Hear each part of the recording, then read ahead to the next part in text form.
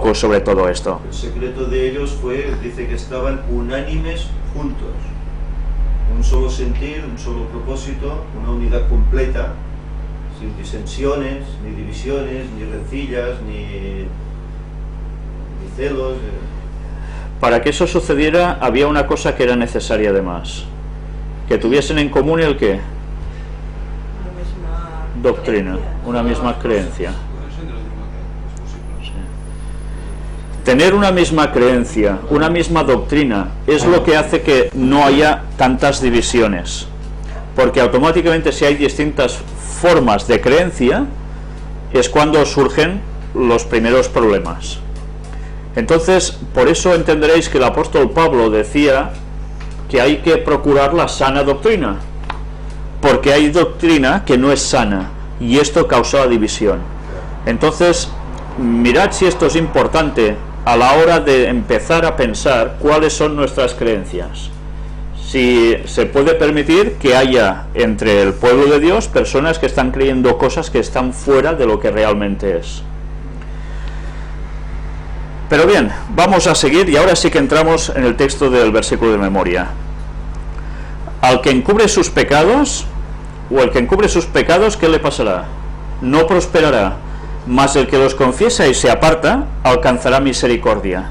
Y el texto se halla en Proverbios 28:13. ¿Es cierto que el que encubre sus pecados no prosperará?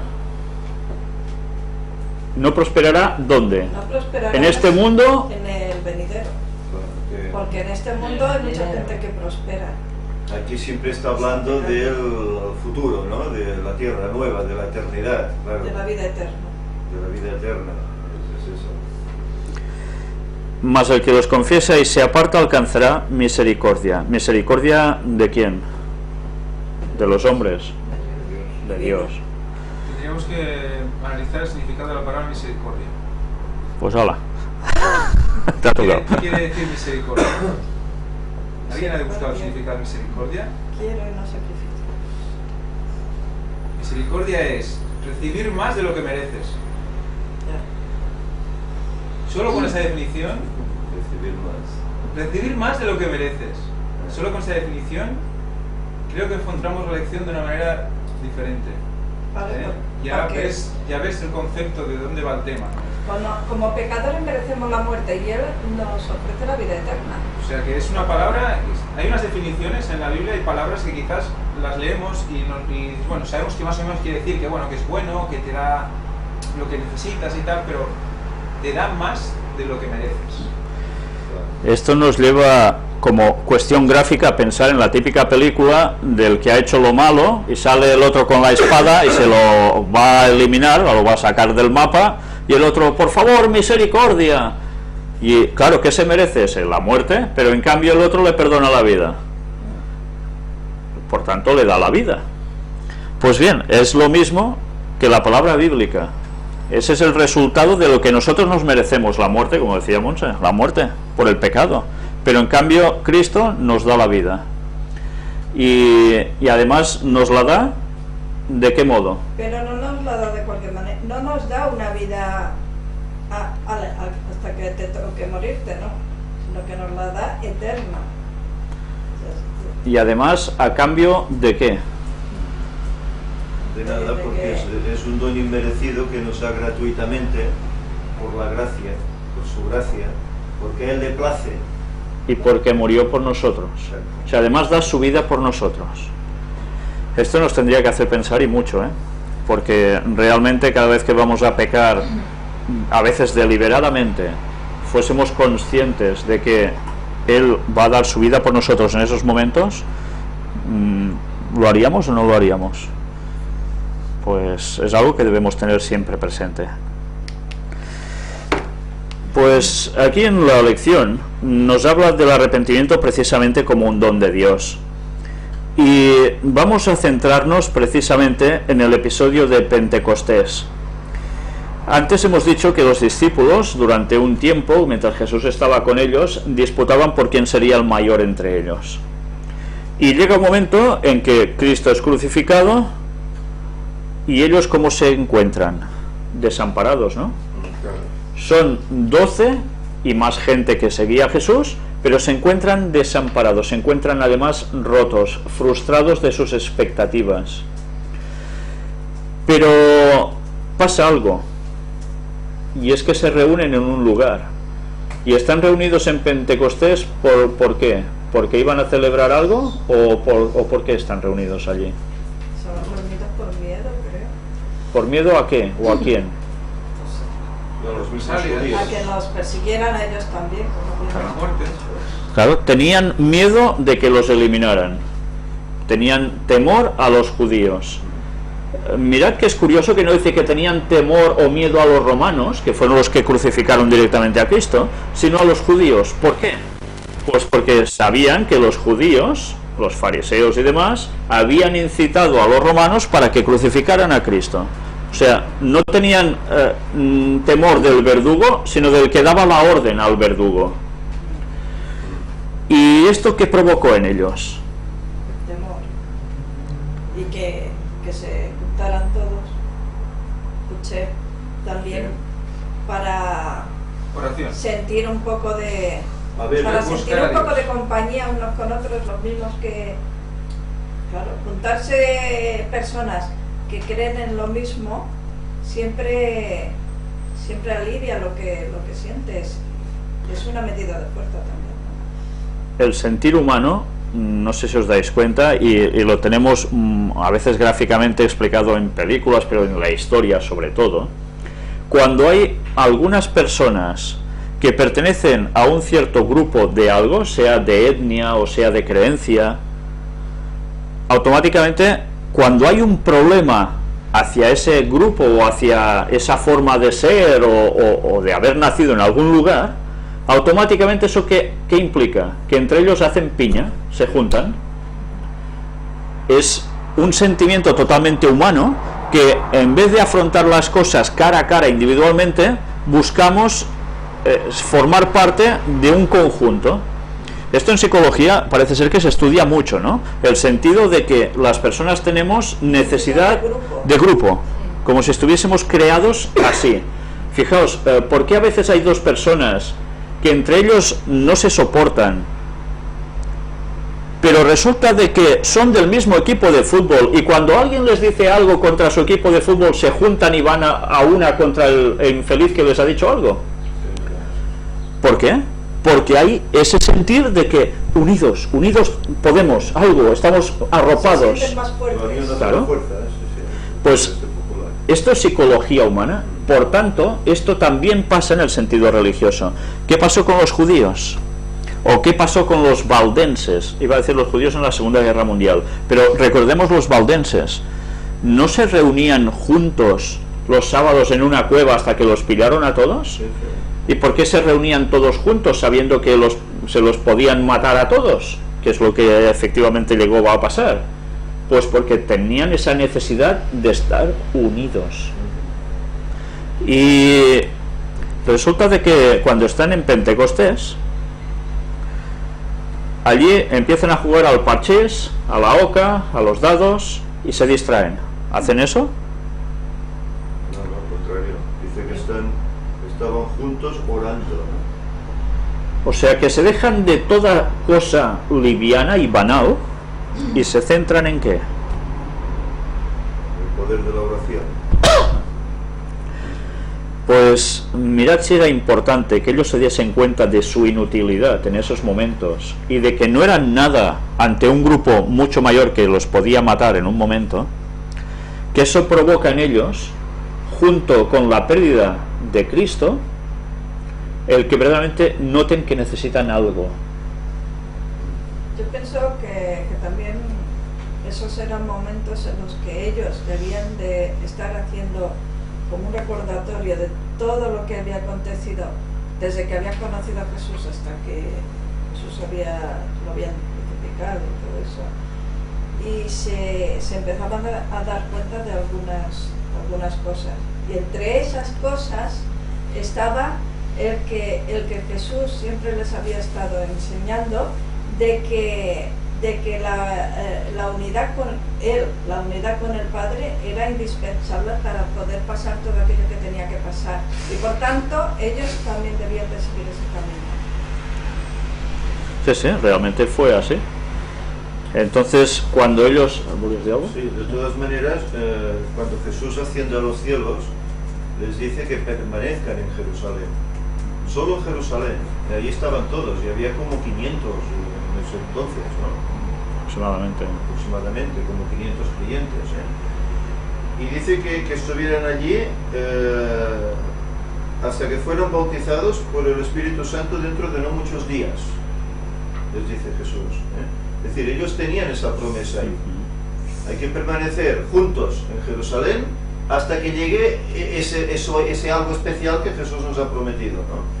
Por eso la razón de ellos de orar, pidiendo pues esa unidad, pidiendo esa lluvia prometida por Jesús, etcétera, hasta que llega, ¿no? De todas formas, ¿no creéis que a lo mejor esos 500 que dices tú ya habrían menguado?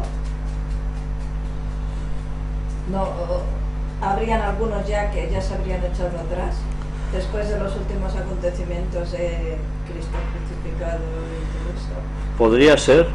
Podría ser que algunos pudiesen estar bastante alejados por miedo a todas las circunstancias, ¿no?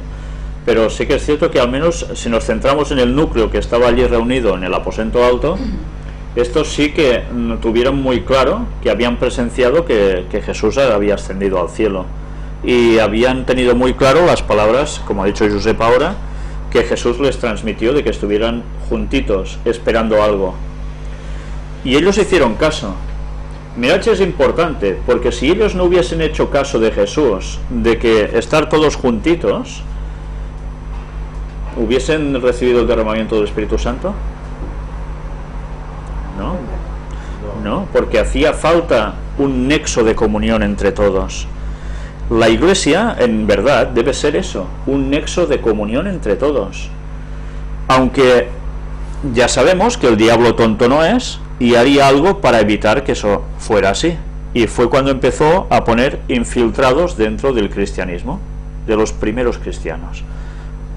Una cosa que creo que es importante remarcar es que aquí dice en el texto de Hechos de los Apóstoles, que cita Elena White, que confesaron su incredulidad. O sea, a veces tenemos la sensación de que los apóstoles están como iluminados, pero confesaron su incredulidad para recibir el Espíritu Santo, que parece una contradicción, ¿no? Pero hasta ahí, hasta eso, y confesar. A veces que tenemos como vergüenza ante Dios, o como tenemos como miedo ante Dios de confesar todo, aunque sea contrario a Él, porque todo pecado es contrario a Él, y decidimos nosotros lo que le hace daño y lo que no, cuando tiene que ser Él el que, bueno, si Cristo murió por nosotros ya está, ¿no? Pero la confesión de la incredulidad. Bueno, era ponerse en sintonía con Dios. Si no hacían ese paso, no podían estar en el canal de Dios. Confieso que no creía a Jesús cuando dijo que se iba a morir, o no lo entendí, Bueno, deberían darle muchas vueltas a todos los episodios que transcurrieron de esos 3 años y medio con Cristo, hasta el mismísimo final en que se va y les dice esas palabras. Entonces supongo que evidentemente cuando había ese arrepentimiento entre ellos es porque analizaron sus propias vidas durante esos 3 años y medio de ministerio de Cristo y se dieron cuenta de que habían hecho muchas tonterías y dicho muchas cosas que estaban fuera de lugar. Y supongo que evidentemente eso les debería hacer pensar realmente en que necesitaban hacer, como dicen los textos bíblicos, una parada en el camino y ver por dónde iban, ¿no? Y a partir de allí ir hacia los caminos que de verdad le corresponden. Eran 120, 120, sí. Vale. El capítulo 1, versículo 15. 500 eran antes, cuando Jesús dijo que coma mi carne y beba mi sangre, entonces dice que muchos al oír esa palabra dura le abandonaron. Él hizo una criba, por así decir, ¿no? Solo se quedaron los sinceros, esos 120. Vemos que una vez se han reunido, el Espíritu Santo, cuando ellos hacen lo que tienen que hacer, que es tener ese arrepentimiento y esa confesión, el Espíritu Santo es cuando se derrama. Y sabéis, como el propio apóstol escribió, y también lo dijo Elena White, las cosas que están escritas en la antigüedad son especialmente para la gente de cuando, los que han alcanzado el fin de los tiempos, o sea, para nosotros. Entonces, evidentemente de allí hemos de sacar una lección. Y esto nos debería hacer pensar como iglesia de que realmente lo que necesitamos es unión. Unión entre nosotros y tener un mismo sentir en todo con Dios. A veces eso si analizamos un poco cómo es, claro, por ejemplo, yo no puedo analizar cómo son las cosas en otras iglesias. Yo me baso en la que conozco, ¿no? Entonces, si lo analizamos un poco, aunque aparentemente siguen un mismo camino, en realidad cada uno va a lo suyo. Y en realidad hay muchas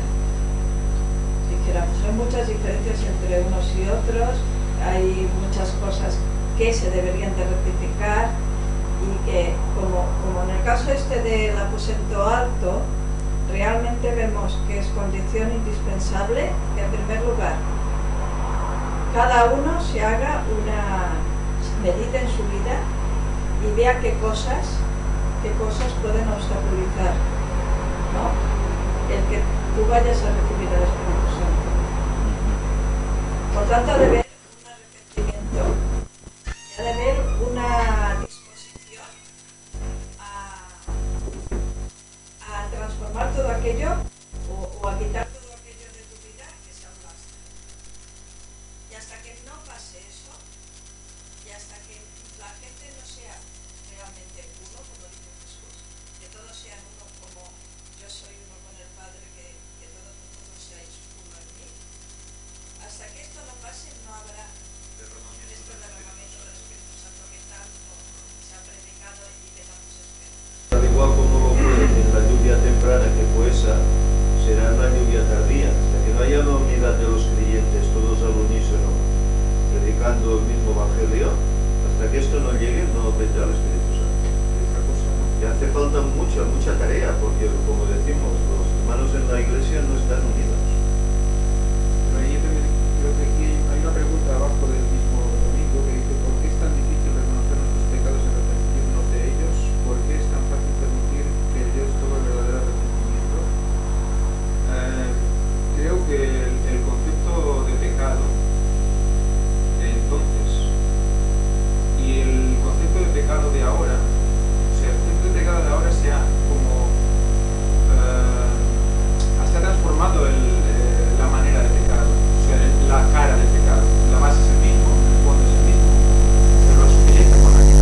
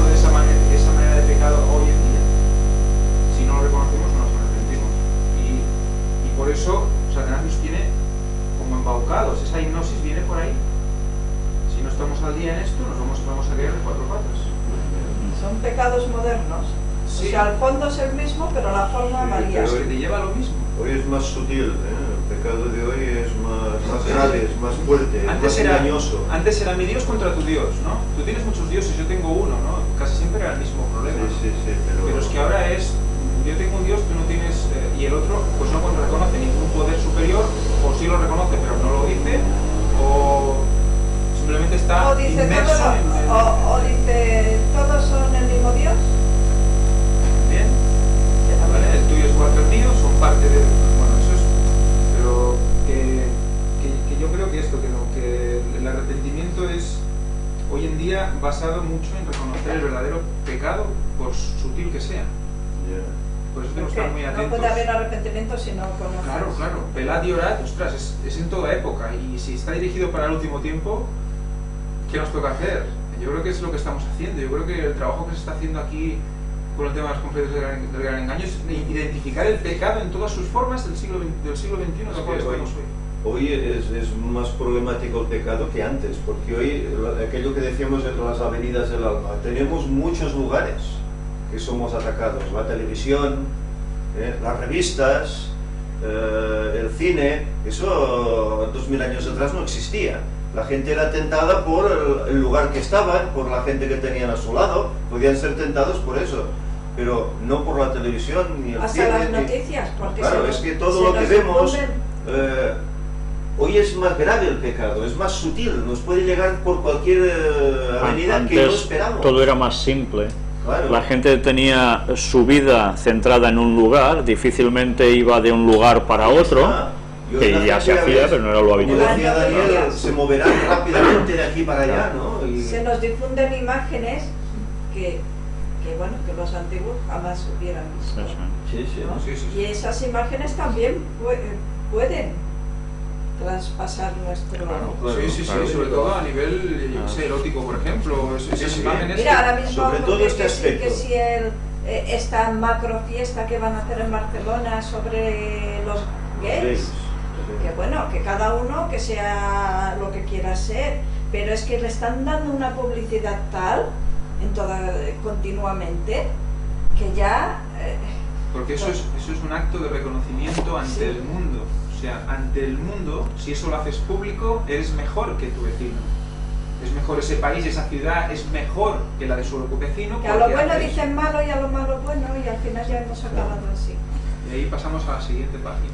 No, en la misma. Nos quedamos en la misma porque en Hechos de los Apóstoles, en el libro de Elena White, la última de las frases nos dice: cuando meditaban en su vida pura y santa, la de Cristo, sentían que no habría trabajo demasiado duro, ni sacrificio demasiado grande, con tal de que pudiesen atestiguar con su vida la belleza del carácter de Cristo. Este era el verdadero motivo por el cual ellos estuvieron preparados para recibir el derramamiento del Espíritu Santo e ir por faena. No les importaba perder su vida. Por eso no temían a nada, no temían ni por su vida, porque perderla por Cristo era ganarla, era tener la salvación ya. O sea, cuando estaban reunidos por temor a los judíos, estaban reunidos por eso también. Pero a pesar de todo, en ese proceso Eso se perdió, ese temor se perdió. se fue. Claro. Porque- Luego vemos cuando claro. reciben el Espíritu Santo cómo salen a las calles a predicar con ahínco, vosotros que le crucificasteis, incluso amenazantes, sin temor alguno. Se perdió todo aquel miedo. Decían las cosas claras. El vocábulo no era, ay, me lo puedo coger por aquí o por allá. No, no, el mensaje era directo. El poder del Pensar, autor. recordar aquel versículo que dice que el que teme, ¿por qué teme? Porque no ama. No es perfecto en el amor. No es perfecto en el amor. O sea que todo el miedo hacia el mundo es porque no somos perfectos en el amor hacia Dios. Eso nos tiene que hacer pensar cada momento que sintamos miedo por algo que nos rodea. No podemos estar todo el día tristes y con miedo de cosas del mundo. El miedo es incompatible con la fe cristiana, porque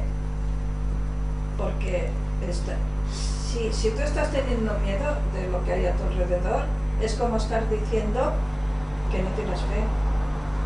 El que Sí. fe no puede tener, el que tiene fe no puede tener miedo, porque esa fe le afianza, No, le pero da yo una creo que seguridad. ¿El miedo dirigido a qué? Porque tú puedes tener miedo de fallar a Dios.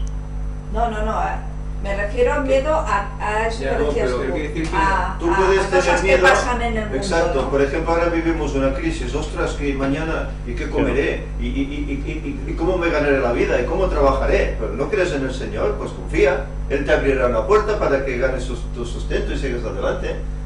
Ese es el miedo, ¿no? No confiar en que el Señor, a pesar de estas cosas, aún puede actuar. como si creyésemos que no nos amara lo suficiente, como después de haber muerto por nosotros y ir arriba y hacer el trabajo que hace por nosotros, que no nos pudiese ayudar ahora. ¿Qué le cuesta? Sí, hace así y ya está todo resuelto. Y ahí está la prueba. Yo creo que esa es la base de todas las pruebas de que cómo Dios actúa en nuestra mente. Pues haciéndonos ver que si aplicamos la fe a nuestra vida, vamos a pasar por ahí como si nada. Pero nos hacemos una montaña de muchas veces de un grano de arena y nos deprimimos por un grano de arena. Y luego llega la solución, respiras tan hondo que te pones enfermo, porque has estado en estrés durante una semana y luego te venga un bajón y te coges una fiebre. Y es ahora que tenemos que comenzar a aprender estas lecciones, Sí, claro. porque esto irá más y hasta que llegará un punto que nos perseguirán. Y si ahora no hemos vencido estos pequeños temores, ¿qué haremos luego? Cuando se nos eche la gente encima, ¿qué haremos luego? Es como el caso No, de Abraham. Reniego de mi fe, ¿no? Es como el caso de Abraham cuando Dios le mandó que sacrificara a su hijo, ¿no? Y su hijo le iba preguntando, bueno, ¿y dónde está él? Él dice, tranquilo hijo, Dios proveerá, Dios proveerá. Él tenía la seguridad que de alguna manera Dios iba a solucionar aquello. De alguna manera, y en ese aspecto estaba tranquilo él. ¿Cómo estaríamos nosotros en ese caso? O en cualquier caso. Es la seguridad que da la fe. Por eso se le llama el padre de la fe. Es la seguridad que da la fe. Pero claro, si nuestra fe es floja, si nuestra fe no es auténtica, pues podemos estar así. Eso nos lleva a la definición del verdadero arrepentimiento del lunes. No lo que decíamos ahora del Digas. no, por tanto. No, digas. No, a ver, que lo que decíamos ahora del miedo a Dios o del entristecernos por, ¿no? ¿Tú te entristeces por el mundo o te entristeces por Dios? Por no servir a Dios o porque crees que no estás haciendo lo correcto hacia Dios, ¿no? Aquí habla de la tristeza según Dios, que es para qué? Para el verdadero arrepentimiento, ¿no? Pues eso que dice. Sí, no. Produce arrepentimiento para salvación. La tristeza según Dios produce arrepentimiento para salvación. O sea que no habla de una tristeza depresiva, de un estado de melancolía constante. Es una tristeza en el sentido de que tú intentas vivir tu vida conforme a Dios y tienes, pues, problemas. ¿Y por qué? Porque tú quieres seguir a Dios y el mundo, pues Satanás quiere que a través del mundo tú no sigas a Dios. Por lo tanto, estarás en una cierta tristeza si ves que te está separando, porque tú tienes la vista fijada en Dios y como ves que te está separando, lo identificas y dices, yo quiero estar con Dios, y ves que te estás yendo y te entristeces porque tal, y entonces pides perdón. Es que en la base del arrepentimiento, cuando te das cuenta si es falso o bueno, es cuando tú pides perdón. ¿A quién se lo pides? Y a veces también puedes sentir tristeza porque sientas que no estás haciendo suficiente la obra del Señor. Bueno, es eso. Eso Sí. también puedes tener esa sensación, Es que ¿no? de hecho la obra es... Y ostras, que yo podría estar hacer más de lo que hago, y esa sensación, ¿no? Pero que no es mala tampoco, porque es una sensación que te mueve a hacer algo, ¿no? Sí, pero es por la que muchos pasamos, ¿eh? Sí, claro, es que estamos diciendo esto, pero no es que seamos perfectos, o sea, lo estamos diciendo como experiencia personal. Yo lo explico como experiencia personal. Sí. Yo esto lo explico porque lo sufro cada día, que dices, ostras, ¿cómo es posible que se supone que somos cristianos, se supone que y estamos aquí pendientes de cosas que sabemos que van a proveer, sabemos que esto proveerá, que Dios proveerá, y estás aquí Bueno, también somos preocupándote, humanos. que no estás viviendo al día a día con tus hijos, que no lo estás disfrutando de tu relación con tu familia porque estás pensando en no sé qué, pero si te lo no vives, y pierdes y pasa el tiempo volando, o sea, te pasas 3 días preocupado y no te das cuenta, no te das cuenta, es porque tienes la mente ocupada en eso. Si haces lo mismo, pero con Dios también pasa volando, pero es para bien, porque aceleras la venida de Cristo. Pues vamos a ver la vida de Pablo, porque resulta que Pablo tuvo un arrepentimiento. ¿Y en qué momento Pablo se arrepiente de algo que ha hecho mal? ¿Lo recordáis? Bueno, tiene aquella conversión en el camino a Damasco, ¿no? y una vez tiene esa conversión por la aparición de Cristo, después él, ¿qué va haciendo a partir de allí? Mirad cómo en más de una ocasión el apóstol Pablo en sus escritos manifiesta que él había hecho un cambio a partir de ese momento, describiendo su encuentro con Cristo, y da una descripción en el fondo de arrepentimiento, porque él creía en verdad que además hacía algo bueno cuando no estaba haciendo algo bueno. O sea que eso aún va más allá de lo que a veces nos pasa a nosotros, que nos arrepentimos porque hemos hecho algo malo, pero él creía que estaba haciendo algo bueno. Era noble, en ese fondo era noble, pero se arrepiente, y su testimonio muy continuamente versaba precisamente en ese encuentro con Cristo, que a partir de allí él se transforma, ha hecho un arrepentimiento primero. Si el apóstol Pablo hubiese seguido R que R, diciendo no, a mí esto es lo que me han enseñado los míos y es por tradición de tantos años atrás, yo ahora no voy a cambiar. Mirad cómo aquí también se puede sacar una lección, ¿no?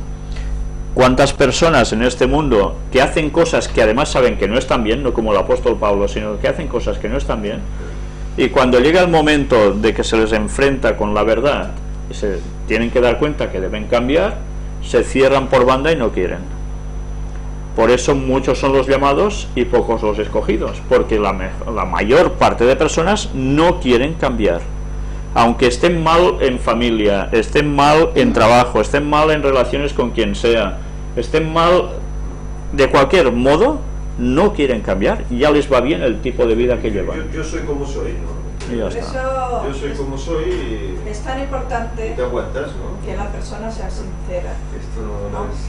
Como por Es ejemplo, la Pablo, base. que Pablo hacía las cosas porque realmente creía que eran lo que tenía que hacer, ¿no?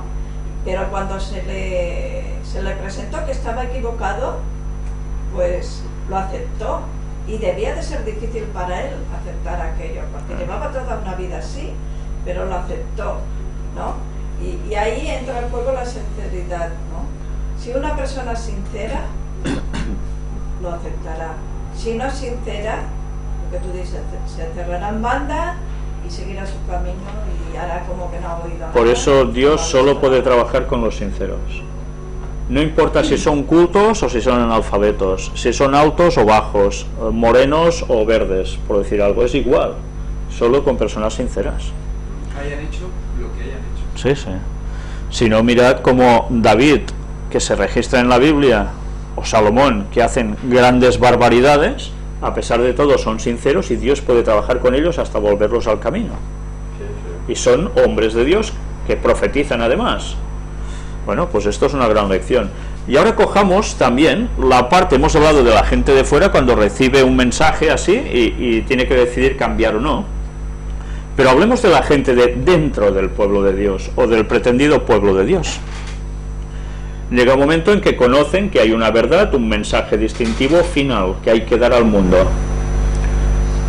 ¿Cómo reacciona la mayor parte de esta gente? ¿Son sinceros realmente?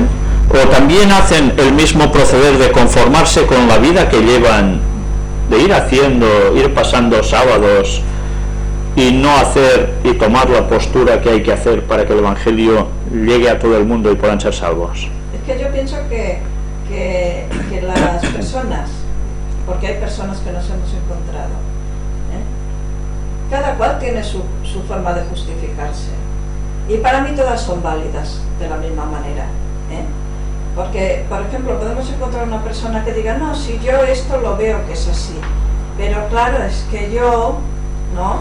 Claro, a mí me están pagando. Estas personas, por ejemplo, ¿no? Me están pagando y por tanto, claro, yo no puedo... O sea, yo en mi interior, individualmente, yo pienso así, pero exteriormente no lo puedo exteriorizar yo esto. Estas personas tampoco son sinceras.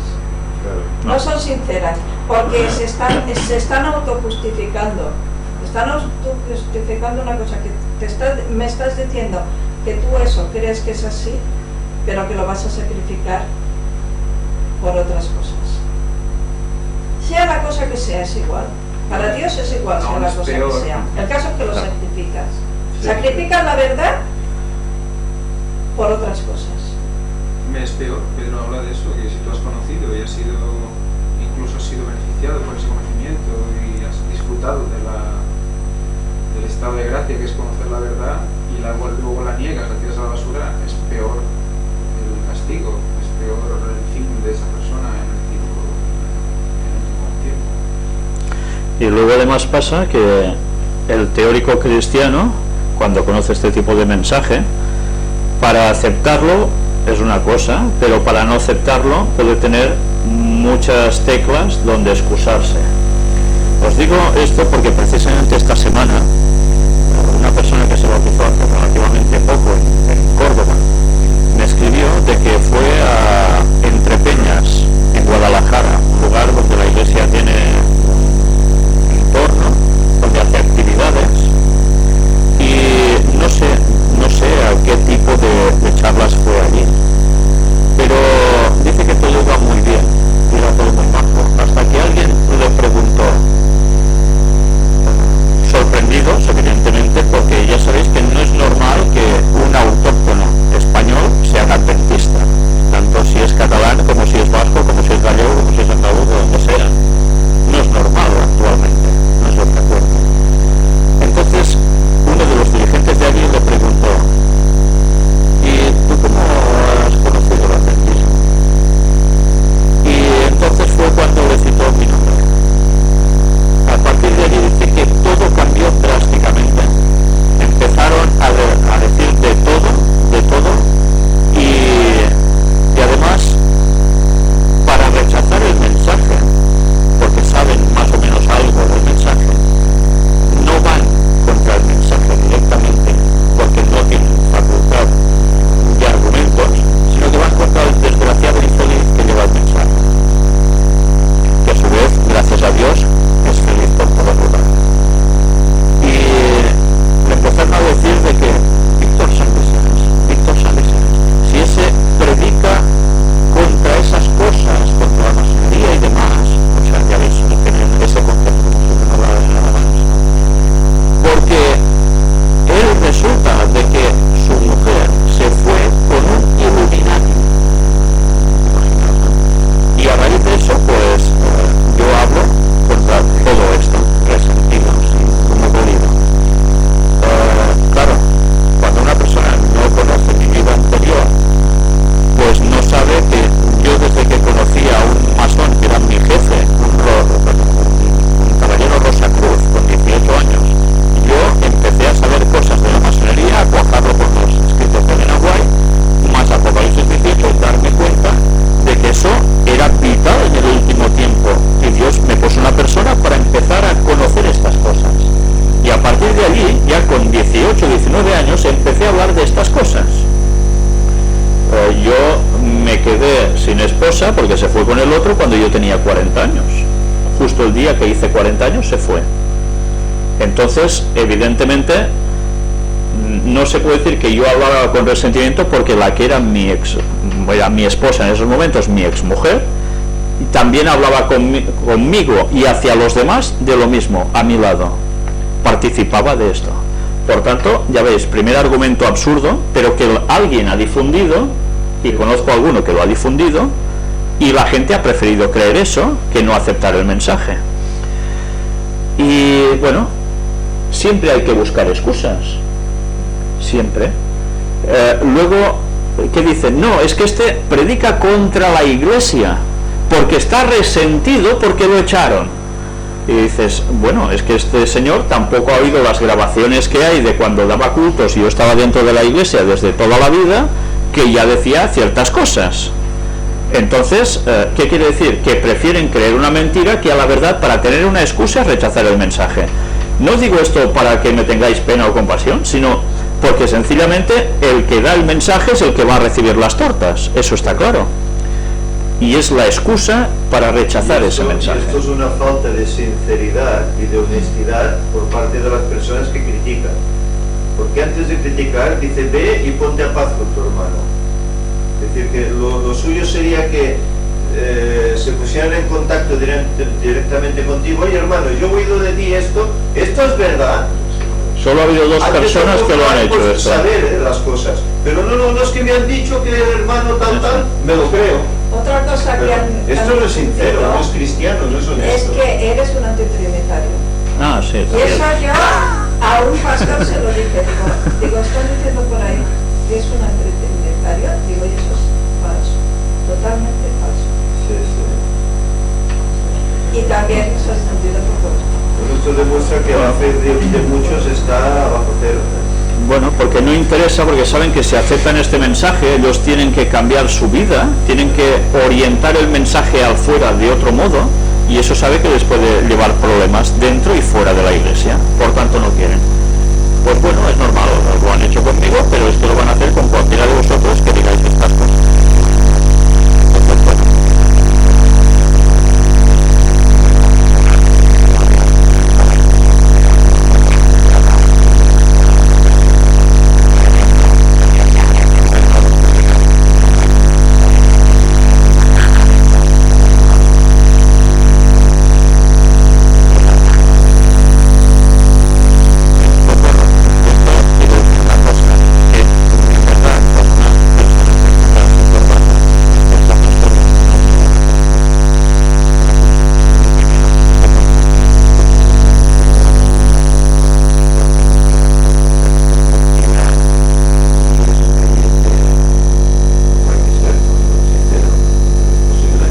Y además dejando de lado el consejo del apóstol Pablo de examinarlo todo y retener lo bueno. Analiza un mensaje, si ves que esto es verdad, cógelo, o si es solo una porción, cógelo, pero el resto, si es malo, deséchalo. Pero examínalo. Si no lo examinas, ¿cómo vas a saber si es bueno o es malo? Es lo mismo que me ocurrió a mí con este grupo luterano, ¿no? Que todo iba muy bien, y un día empezaron a hablar acerca de Elena de White, de la Iglesia Adventista. Elena de White dijeron que si era masona, que si era satanista, que si era no sé qué, que si era no sé cuánto, ¿no? Y yo les puse una serie de escritos de Elena de White hablando acerca de la masonería, de las sociedades secretas, hablando acerca de la Biblia, hablando acerca de esto, ¿no? Y ahí se acabó la relación. ¿Por qué? Porque no eran personas sinceras. Porque si tú les demuestras con sus propios escritos que Elena de White estaba en contra de eso, no pueden replicarte, es que no pueden replicarte, y no me replicaron. Simplemente me echaron de un quitaron grupo. al grupo. Y ya está. Ya. O sea, ahí ves la sinceridad de las Sí, sí. personas. El problema es que en la iglesia la gente está demasiado institucionalizada, como se dice. Institucionalizada. Eso es. Demasiado. Y no cogemos la Biblia a ver qué dice la Biblia, qué dice el Espíritu de Profecía, no. ¿Qué dice el manual? ¿Qué dice la iglesia? Es ahí donde nos ¿Y equivocamos. qué dicen en las Porque, publicaciones? Pues como un libro de catequesis, entonces. Sí. Tenemos una tradición, la ponemos La en tradición, una- primero la tradición. Y la aprendemos, lo estamos haciendo igual que la Iglesia Católica. Es decir, lo que ha hecho la Iglesia Católica hasta hoy, ahora lo estamos haciendo también nosotros inconscientemente. Ese es el problema. Ponemos la tradición antes que la Biblia o el Espíritu de Profecía. Pues bien, vamos a seguir avanzando, porque lo que nos estamos dando cuenta es que para que haya un verdadero arrepentimiento tiene que haber una verdadera sinceridad en la persona. Eso es clave. A partir de allí se pueden desarrollar todos los otros pasos de confesión, cambio, en lo que haga falta, y recibir el Espíritu Santo. Pero el punto número uno, ser sincero. Esa es la base de todo. Verdadero arrepentimiento y confesión nos habla la parte del martes, y nos habla de una serie de textos bíblicos que me gustaría que, si tenéis Biblia, los leyeseis. Josep, ¿puedes buscar Levítico 5:5? Paco, busca Primera de Juan 1:9. Tony, Isaías 1:16 al 18, y Marisa, Hechos 26 del 19 al 20. Bueno, no sé si os habéis notado, o lo habéis notado, que cuando curiosamente los catalanes referimos a gente que busque textos, ¡pam!, nos sale en catalán, ¿eh? El texto, es curioso, cosas más raras, ¿eh? Bueno, supongo que le debe pasar a todo el mundo en su mente. No sé, supongo. Hechos 26, 19 y 20. Vamos a empezar con Levítico 5:5. Dice, cuando pecare en alguna de estas cosas, confesará aquello en que pecó. Pero aquí está hablando de la confesión de una falta. De un Específica. pecado. Específica, exacto. Esto es interesante, porque muchas veces oramos, ¿no? Y perdona nuestros pecados, amén.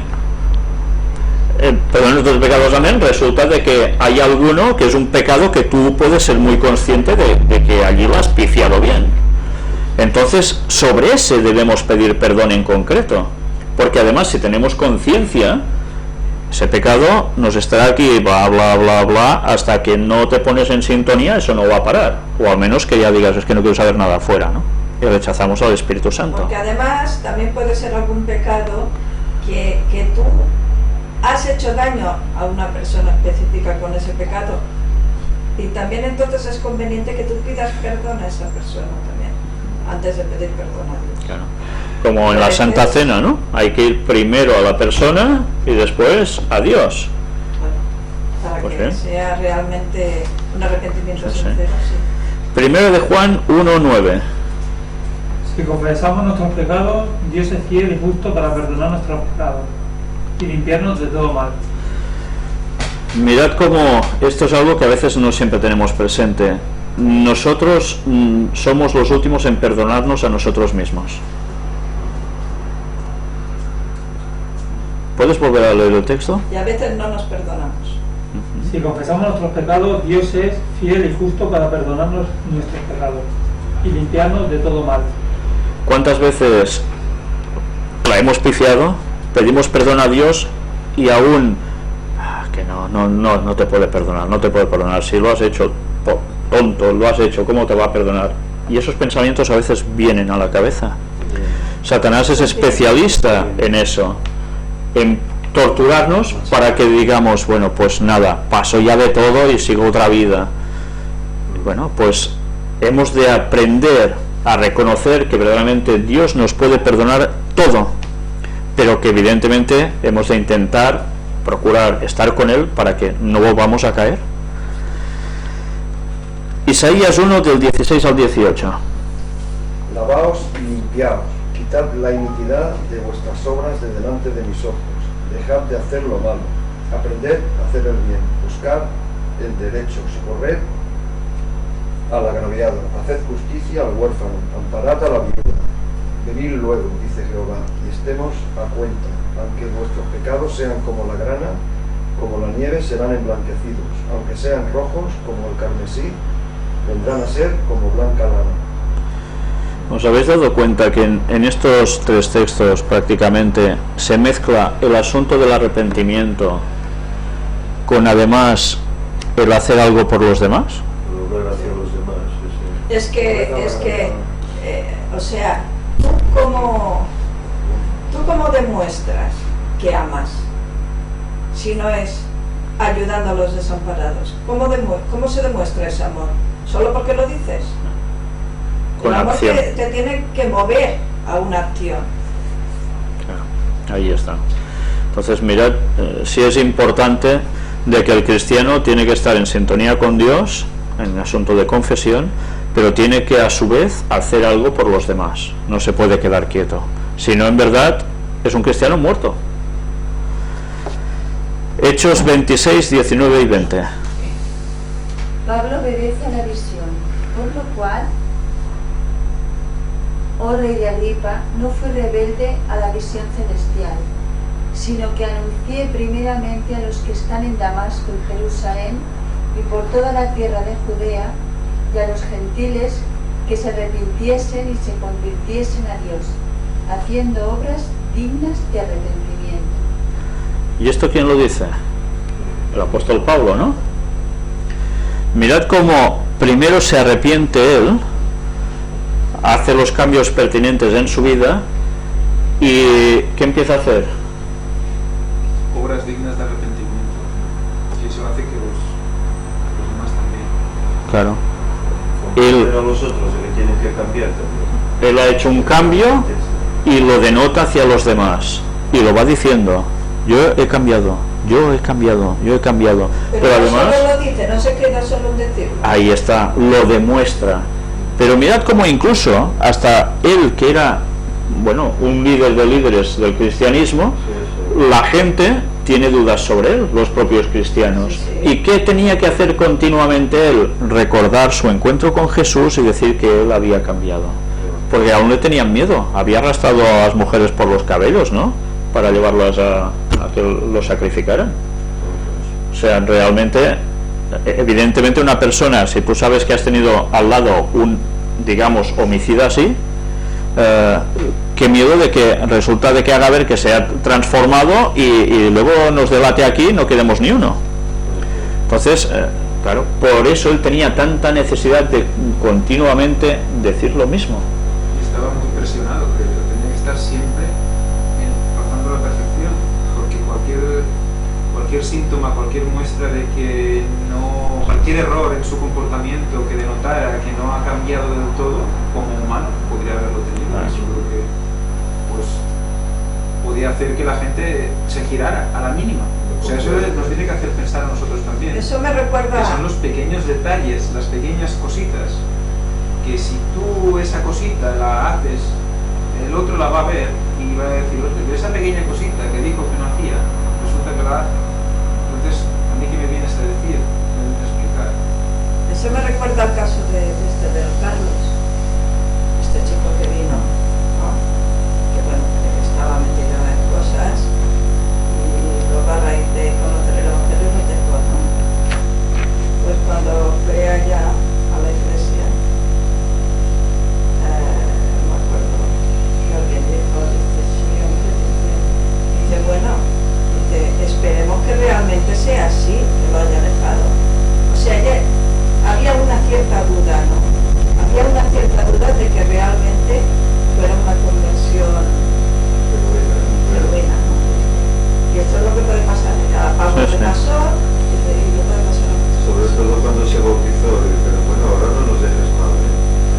Es decir, no vuelvas a tus altares, ¿no? Sí, sí. Cuando tantas veces se deja mal los propios que ya están dentro, ¿no? Ya están convertidos. En fin. Y ahora entramos en la parte... Es triste. En la parte del miércoles llegamos a un punto en el cual vemos gente que se ha arrepentido. Porque la palabra es... se arrepienten, pero resulta que se arrepienten en modo distinto a los que hemos visto hasta ahora que se han arrepentido. Y tenemos, por ejemplo, el caso de Faraón, el caso de Balaam, el caso de Saúl y el de Judas. ¿Qué pasó con Faraón? ¿Recordáis cuál es su arrepentimiento? ¿O no se arrepiente de nada Faraón? Sí, se arrepiente de haber dejado escapar por Israel.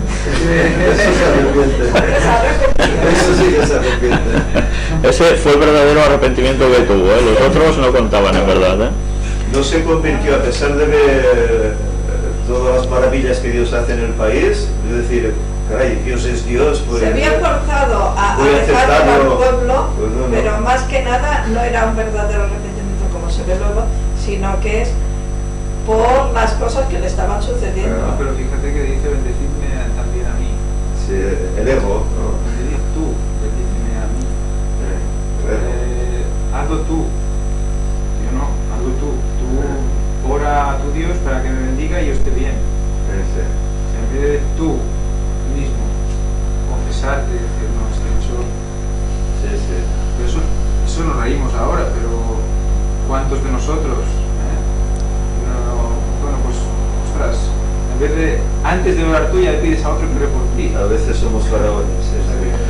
Hay veces también, que esto es muy curioso, que una persona realmente puede llegar, pero solo en un cierto límite de tiempo, a arrepentirse de algo. Pero al día siguiente ya ha cambiado de idea. Ya no lo ve de la misma manera. Eso yo lo he visto. Y también se ve reflejado ahí. Con lo que tú has dicho, Ángel, yo recuerdo cuando pintaba, tener algún compañero, también pintor, que vamos por las obras, y bueno, sabían evidentemente lo que yo creía, pero él hacía su vida como la hacía. Y alguna vez que sabía que había hecho alguna pifia importante, decía, tú que a ti te hará caso, ora por mí. Pero él no cambiaba luego su vida, él en esos momentos tenía ese toque de arrepentimiento, pero después seguía con lo mismo, ¿no? Pero era un poco el caso del faraón, ¿no? Darse cuenta de que sí, eso es así, pero yo voy a seguir por mi parte con lo mío, ¿no? Bueno, quizás algún día esas personas también reaccionarán, ¿no? Ojalá. Pero que ya veis que hay conductas humanas que pueden hasta resultar graciosas, pero en el caso del faraón poco graciosas porque iba seguidoso de unas muertes tremendas, ¿no? Porque te puede llevar al rechazo del Espíritu Santo, que es el pecado carnal. Bueno, lo que le pasó al rey Agripa, ¿no? Que le dice, por poco me persuades a ser cristiano. Pero ese poco es estar lejísimo.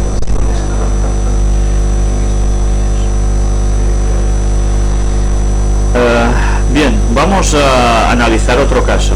Balaam. ¿Quién era Balaam? ¿Lo recordáis? Era un profeta, ¿no? Era un profeta, ¿eh? O sea, no como Faraón, que era de un pueblo pagano. Profeta prodigioso y egoísta. ¿Y cómo Dios puede utilizar a una persona así? Que Dios utiliza. Siempre y cuando sea para dar alguna enseñanza. Bueno, no utilizaba también a Judas, teóricamente le hizo un llamado a Judas, Iscariote, y Judas podía haber llegado a hacer mucho, y en cambio hizo todo lo contrario.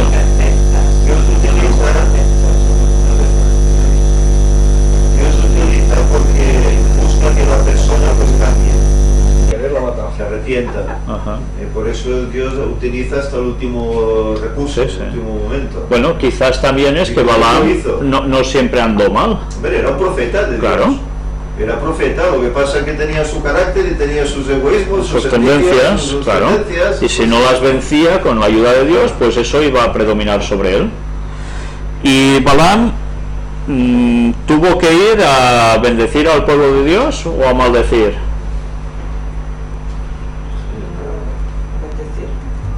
¿A qué fue Balaam? El propósito, el llamado, la invitación que le dio el rey era: ven a maldecirme el pueblo. Yo te daré, se llama maldecirlo, y yo te daré regalos y te daré ¿De poderoso y todo lo que haga falta. Y él, bueno, la codicia de tener, pues bueno, voy para allá. Pero yo, claro, haré lo que Dios me diga, ¿eh?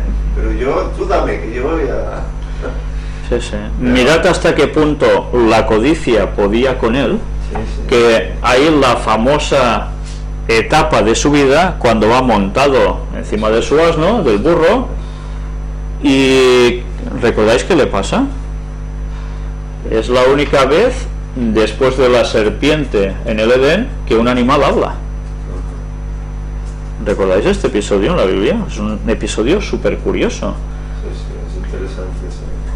Balaam tiene que ir a maldecir al pueblo de Dios, siendo él parte de ese pueblo, sobornado, le pagaban, le daban de todo, y él evidentemente no debería ir a eso, sino todo lo contrario, pero se deja llevar por la pela, ¿no? Por decirlo de algún modo, por el dinero, porque le den cosas, por estar reconocido, y va, y sí, se monta en su asno para ir a maldecir al pueblo de Dios. Pero resulta de que durante el camino pasa por un lugar y el animalito ve algo que él no ve. Siendo profeta, no ve lo que ve el animal, porque estaba embotado mentalmente por el pecado que iba a hacer, que ya había dispuesto en su corazón, que era ir a maldecir al pueblo de Dios, contrariamente a la voluntad de Dios. ¿Y la burra qué es lo que ve? El animalito este que ve. Ve a un ángel con una espada desenvainada delante de ellos. Y claro, la burra se aparta del camino. Y él la azota. ¿Por qué te apartas? ¡Guau, guau, guau! Venga, vuelve al camino. Y otra vez la burra vuelve a apartarse. Y otra vez. Y cuando pasa por un sendero un poco estrecho, Y pasa por un lugar que hay muro a la izquierda, muro a la derecha. Y claro, la burra quiere apartarse, como no puede caer el muro, le aprieta la pierna contra la piedra, contra el muro y ella, ¿no? Entonces la azota más y más, hasta que la burra ya no puede más y habla, ¿no? La burra se le gira y le dice, ¿pero tú qué? Bueno, y no le dice el nombre que tenía el animal por respeto, supongo, aún. Pero, ¿que no te das cuenta? Que yo te he servido siempre fielmente, nunca te he hecho esto. Y él habla con ella, ¿eh? Y él, como si fuera una cosa totalmente habitual hablar con un animal y que te responda, pues le sigue la conversación. Y no se da cuenta hasta que llega el momento en que evidentemente ve lo que hay. Allí se le cae el velo y se da cuenta que el ángel de Jehová está allí con una espada desenvainada. ¿Y tú qué vas a hacer? La burra le salva la vida, ¿eh? Porque Sí, el ángel sí, ¿no? iba por él, ¿eh? Porque Sí. iba en contra de la voluntad de Dios. Y el animal le salva la vida, ¿eh? Y claro, y eso nos podría llegar a hacer pensar de, ¿y cómo un animal puede llegar a hablar? Eso ya es otro tema, ¿no? Sí, bueno, claro. Eso ya es otro tema. ¿Cómo el animal pudo ver al ángel antes que él? Bueno, eso no es tan infrecuente porque nosotros en casa hemos vivido esas cosas con un perro. Sí, sí, vale. Pero desde luego, pensad una Quiere decir cosa, que están más cerca de Dios ellos que nosotros a veces, ¿no? a veces, pero tened presente que por ejemplo en Egipto los gatos eran los animales que además les colgaban un atau, o sea, que hoy en la conferencia de esta tarde hablaremos sobre eso también, no sobre los gatos en concreto, pero bueno, era la cruz, no sé si la recordáis, que es una cruz normal que arriba tiene un aro como para colgarla o cogerla del dedo, ¿no? Vale, pues el gato era considerado el animal que daba acceso directo entre el mundo de los vivos y de los muertos, era la puerta, el gato, ¿vale? Pues bien, en este caso el animal que tenía Balaam sí que era una puerta abierta para que el otro se diese cuenta de las cosas, que mentalmente despertara, y Dios tuvo que utilizar un animal para que Balaam dejase de hacer el idem, el animal, porque lo que iba a hacer era una animalada totalmente. Y bueno, allí ¿qué sucede? Que Balaam se arrepiente de corazón por temor, tiene miedo, y es cuando el ángel le dice, vale, tú vete allí, pero ahora no dirás lo que tú quieres, sino lo que yo te haré decir. Y así una y otra vez. Yo no sé si Balaam al final entendió las cosas, pero desde luego era para pensar realmente que no debería haberse puesto allí a llorar y a pedir perdón sí o sí. Desde luego que sí, ¿no? Y el caso de Esaú, ¿qué sucede con Esaú? Ya sabéis que Esaú era un cazador nato y tenía un hermano que se llamaba Jacob. Y Jacob era ese hermano del cual después salen el pueblo judío también, ¿no? De su linaje, sí, las 12 tribus de Jacob, que es Israel después. Y su hermano, Jacob, precisamente ya tenía el nombre de Jacob, que quería decir que usurpador, porque resulta que van a nacer y cuando nacen hay uno que sale y otro que le tiene cogido del tobillo y que no salgas, que primero voy a salir yo. Dices, ¿cómo puede ser? Aún no han nacido oficialmente porque no han salido de la madre, pero ya tienen un carácter y una forma de proceder que hace pensar mucho, ¿no? De hasta qué punto entonces ya todo se desarrolla en el vientre de la madre. Pero ese usurpador van creciendo juntos, pues claro, son gemelos, ¿no? O mellizos. Mellizos porque no se parecen en nada, en verdad. Y cuando llega un cierto momento, todos sabemos la importancia de la primogenitura en ese entonces. El primogénito, el primer nacido, es el que se llevaba las grandes posesiones del padre, así la tierra no se dividía y siempre se mantenía, un poco como pasaba aquí en Cataluña, ¿no? Es el mismo proceso judío, de funcionar, lo haré, el heredero, ¿no? Los otros se llevaban un rosco, pobrecitos. Pero bueno, eso tenía una lógica y era para que las propiedades siempre permaneciesen con el nombre de la familia. Pero resulta de que Esaú, que es el primogénito, con Dios su sintonía parece ser que no estaba muy fina, ¿no? Iba mucho a la suya. Y Jacob y Esaú tenían caracteres muy distintos, aunque uno era un poco así puñetero, usurpador, pero en el fondo él buscaba a Dios, mientras que Esaú iba más a la suya. Y llega un punto en el que Esaú se ha ido y vuelve con un hambre feroz. Imaginaos un hombre de campo con un hambre que debería ser colosal. Y cazador, sí, sí. Y allí un guiso. Sí. Cazador que no cazó nada. Y ve que Jacob tiene allí hecho un plato de lentejas, Guiso que habrá gente que dirá, bueno, lentejas, pero qué tontería. Bueno, a mí me encantan las lentejas, igual te digo. Y cuando hay hambre pasan súper bien. Y cuando Esaú ve eso, le dices, dame de tus lentejas. Y el otro aprovecha. Mirad una cosa, las lentejas, en un texto bíblico dice que son lentejas, en otra parte dice que era un guiso rojo. ¿Y Esaú qué significa? Luego Esaú es cambiado su nombre, modificado por Edom, que pasan a ser una de las partes de la actual Jordania, de los edomitas. Y Edom significa rojo. Mirad de dónde le viene el nombre, en verdad, del plato de lentejas. Los patos, Cómo marcó la historia y la genealogía, es un plato de lentejas. Era pelirrojo, ¿no? El nombre. Y era pelirrojo. Sí, sí, sí. Esaú era pelirrojo. Sí, sí. Era pelirrojo. O sea, Quería decir eso. se les Velludo, velludo, ¿no? Muy velludo. Velludo. velludo y pelirrojo, sí. Pero yo era pelirrojo. Él era pelirrojo. Sí, Era sí. pelirrojo. Y llega el momento en que cuando le dice, pues dame tus lentejas, el otro le dice, va, sí, toma, come todas las lentejas. No. Jacob, que era el puñetero, Negociador también, ¿no? ¿qué hace? Le dice, sí, sí, ¿quieres lentejas? Tómalas, pero es que tú tienes una primogenitura por ahí, yo la quiero, yo nací segundo y no me toca nada, tú, yo quiero eso. Y el otro dice, y a mí la primogenitura, ¿qué me importa? Yo lo que quiero ahora es comer.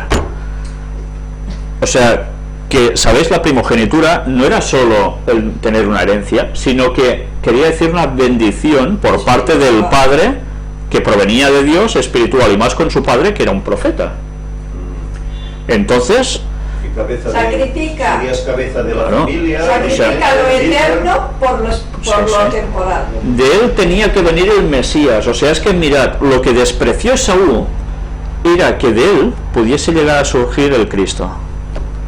O sea, que va mucho más allá de unas posesiones.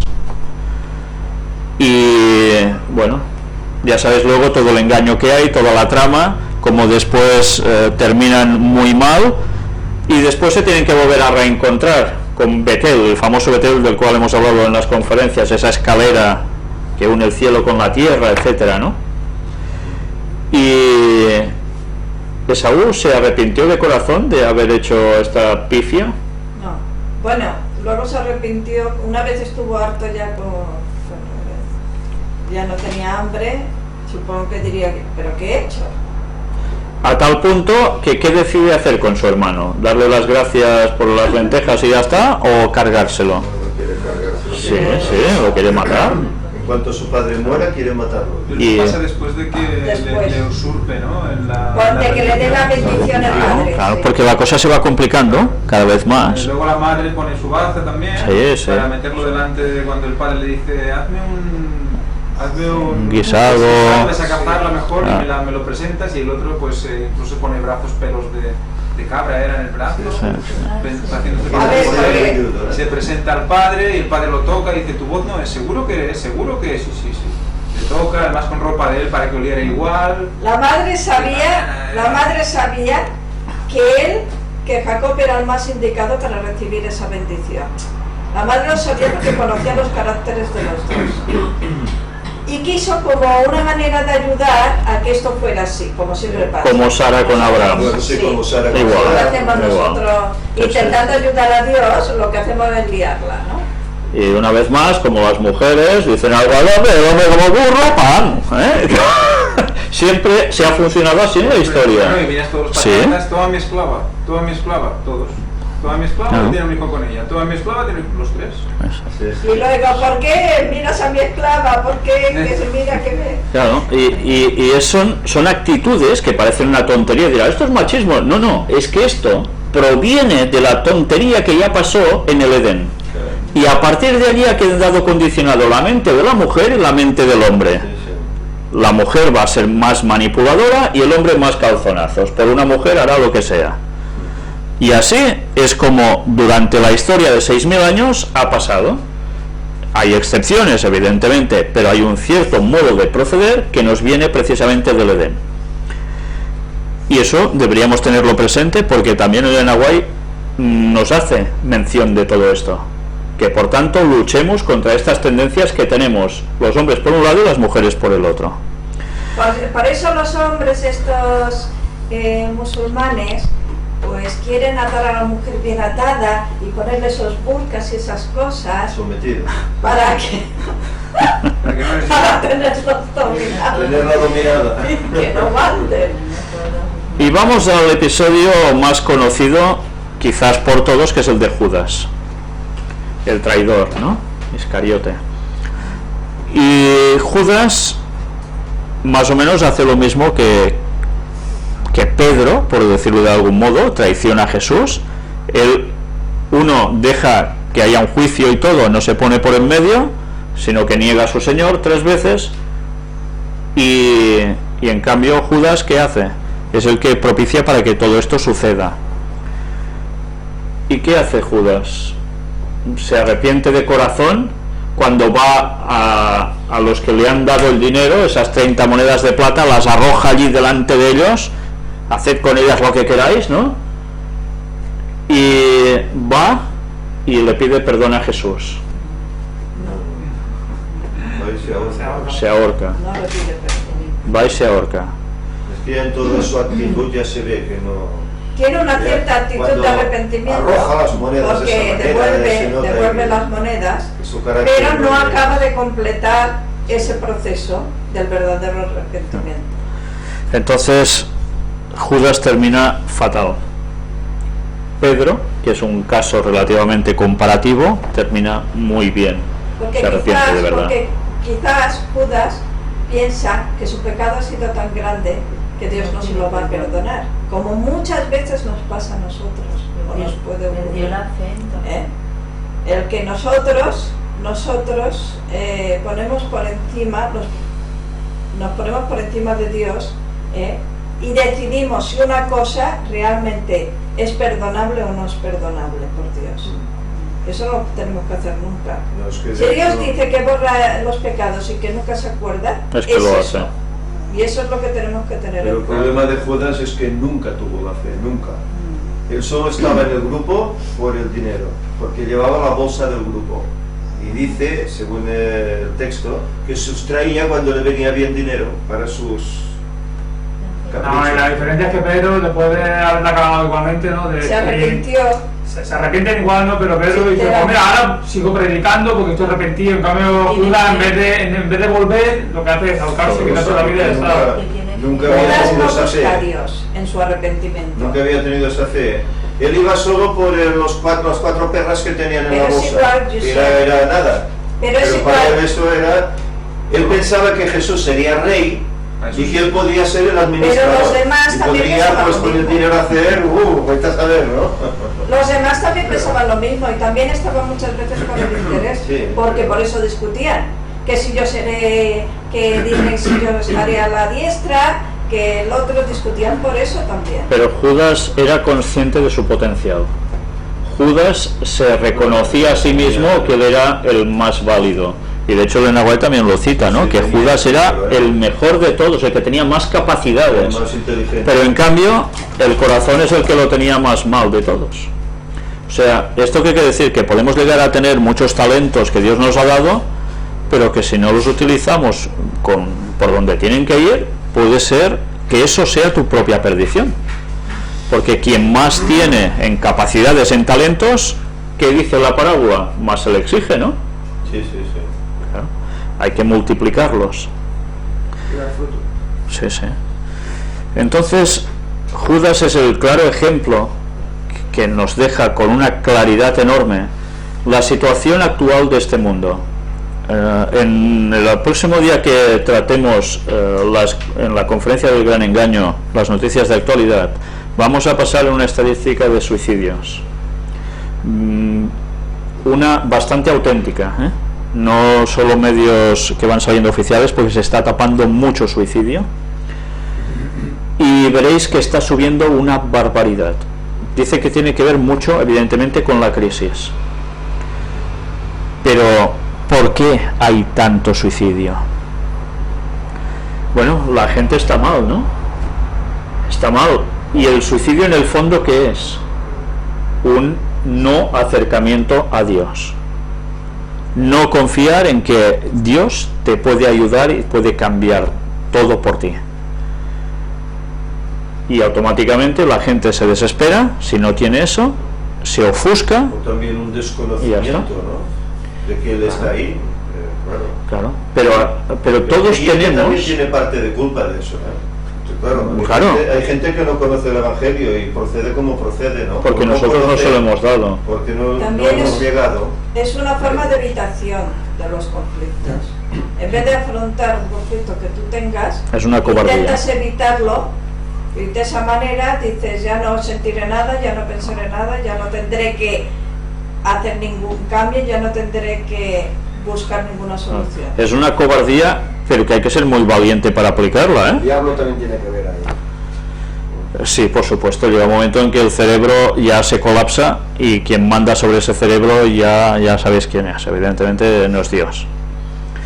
Pues bueno, sea como fuere, todo esto nos tiene que enseñar que verdaderamente hay un camino, y es el de acercarse a Dios, pedir perdón, que nos ayude en todo, porque es que en nada tenemos facultad alguna nosotros por nosotros mismos. Todo se lo debemos a Él, todo. La base está en la culpa. Yo creo que tenemos un sentimiento de culpa, de cómo afrontas esta culpa, porque hay la manía de que estamos constantemente pegándonos en la espalda, o parecemos aquellos de Semana Santa, que vamos aquí haciéndonos latigazos, centrándonos en nosotros mismos, porque si nosotros creemos que la culpa es nuestra, estamos diciendo que somos Dios.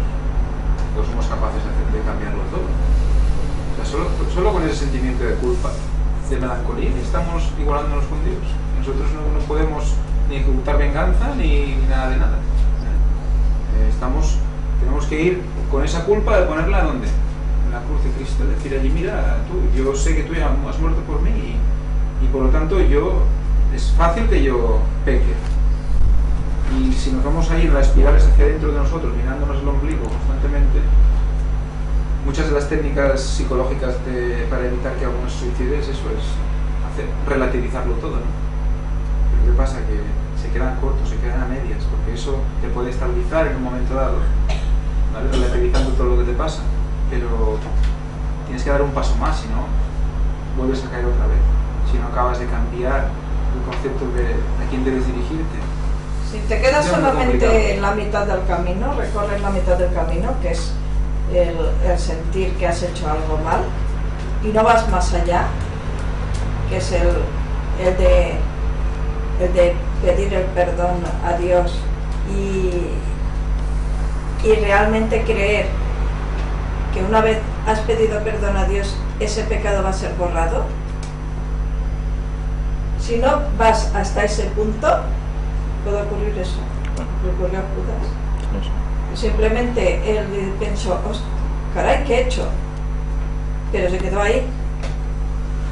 Sí. Y no acudió a Jesús. Esa es la clave, volver a Cristo y que el Espíritu Santo nos ayude siempre a eso. Y entonces es cuando, ¿qué va a hacer Dios? Perdonarnos. Si hay sinceridad. Pero la base es la sinceridad, siempre. Entonces, intentemos seguir a Dios de todo corazón, no solo a ratos, sino siendo conscientes de unas palabras que dice también aquí, que se registran en Hechos 24:16. ¿Alguien lo quiere leer?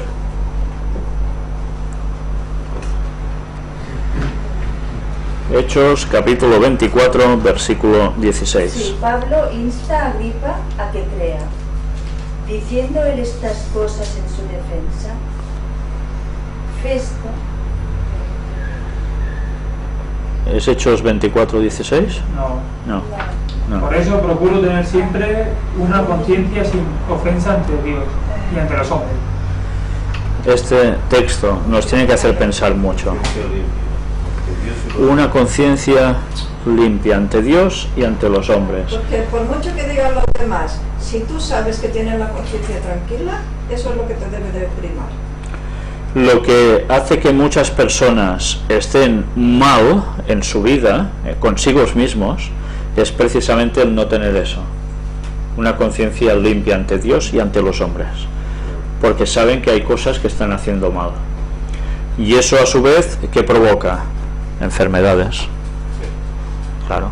Porque tú no estás bien, las defensas te van a bajar y por algún lado o por otro vas a recibir. Enfermedades, depresiones. Cuando no tenemos suficiente confianza, cuando no nos acercamos suficientemente a Dios, puede haber muchos factores. A mí me pasó una experiencia con mi hijo tenía un dolor de cabeza, le duele mucho la cabeza, y yo lo veía ahí preocupado por algo, y un dolor de cabeza ahí que estaba medio llorando y tal, y bueno, hijo, pero no sé, yo tenía la sensación de que tenía que explicar algo y no explicar, es una persona pues Reservada. reservada, y bueno, me recordaba a mí de pequeño y bueno, sé lo que es, ¿no? Y le pregunté, oye, ¿no quieres decirme algo?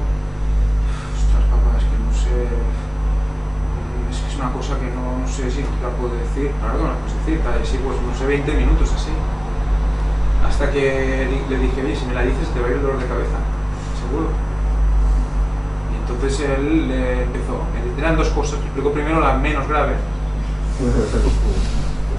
Pero no era tan grave, lo que pasa es que para él era muy grave, ¿no? Y me explicaba, es que creo que a Nora le haces más caso, no sé, bueno, eso típico de hermanos, ¿no? Y aún no le había ido dolor de cabeza y me dice, pero hay otra cosa, y digo, pues dímela, que si no es que hay dolor de cabeza.